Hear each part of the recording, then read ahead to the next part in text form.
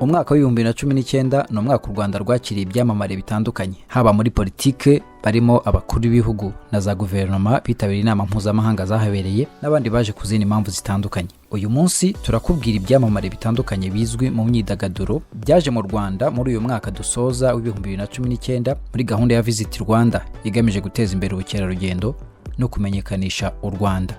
Ngo haye ikaze.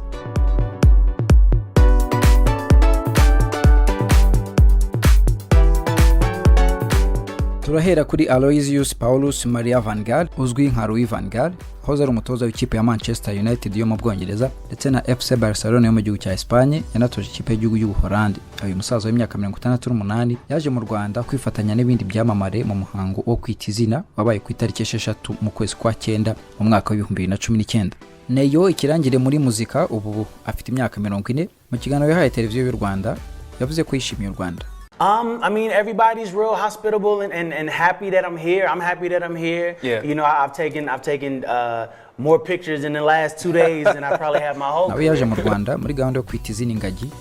Izina yayise ni Biracyaza.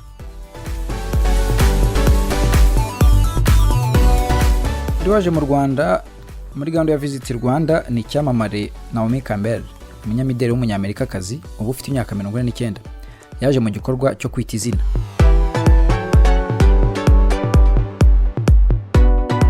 Umukinnyi David Luiz ukinira Arsenal yo mu Bwongereza yasuye u Rwanda mu kwezi kwa 10 muri uyu mwaka kubw'ubufatanye hagati y'u Rwanda na Arsenal muri gahunda ya Visit Rwanda igamije guteza imbere ubukerarugendo.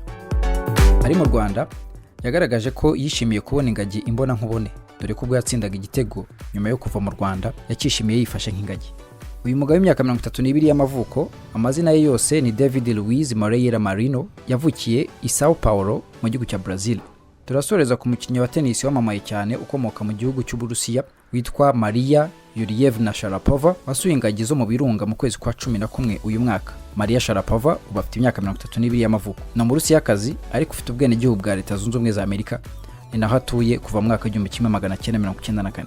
Waruzi ko umupira umwe wo kwambara w'ikipe ya Arsenal uriho ikirango cya Visit Rwanda iyo yakinnye urebwa inshuro miliyoni 35 ku munsi. Umwaka mushya muhire w'2020. Komeza urebe video zacu kuri Rwandan Hills Life, unakore subscribe kugira ngo amashusho dukizeho uyabone mu bambere.